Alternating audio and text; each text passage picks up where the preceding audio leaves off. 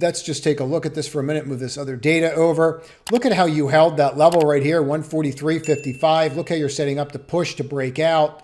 Here's 132.34. And you can just kind of see right here, and you can see this level right here, 125. So this is definitely something to watch right there, right? So just watch that, and then you'll see how you go, and then you'll see if you push and how that plays itself out. So I like that close too. I really like that close. Like when you close above everything on a hammer right off a 10-day, you might just see this push. And again, you're just going to be looking for like gap fills and seeing if you're going to get there with it. So, right, clear 146 and it's on. You know, you're looking at 158 and start working your way up the ladder.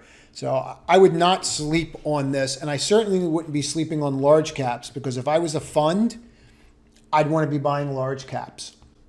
Right? I want to be able to get my liquidity. So if you like this clip, click on the left to watch another one, or if you want to see the entire video, click on the right.